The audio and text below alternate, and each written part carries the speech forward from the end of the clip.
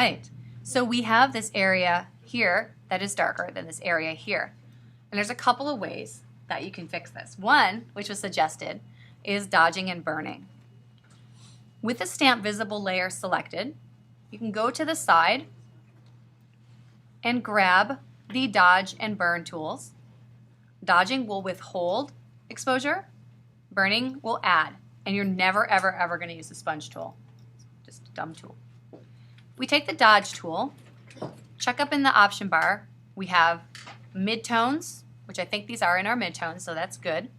The exposure is 50% by default. And then if I make the brush a little bigger using the brackets, I can drag this over the darker side. And that's actually so much easier than the other way I was going to do it. So I'll show you two ways.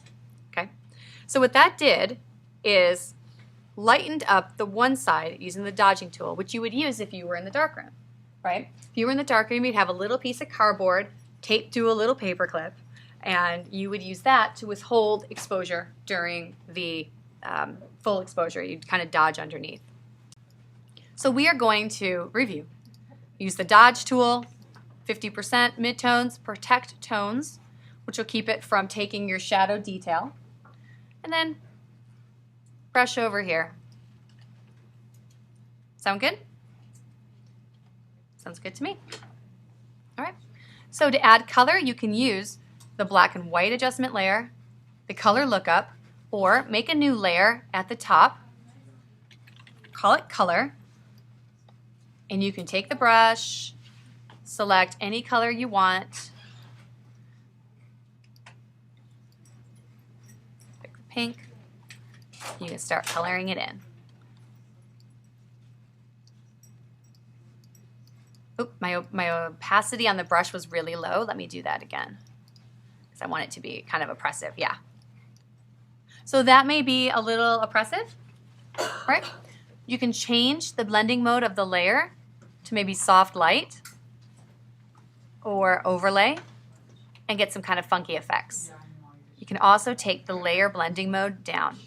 So have fun playing with this when you color it, right? Try a couple of different things.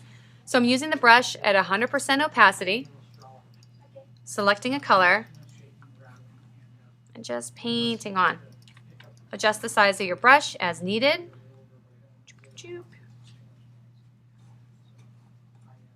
If you want the color to affect the layers below it in a different way than multiply, you would need to make, soft light, you would need to make another layer. And if you like the way soft light looks, you can also change this. But every color that's on this layer will have the soft light effect applied to it. If you say want to use multiply for a color, or like the boat, it needs to be on another layer. Okay, make sense?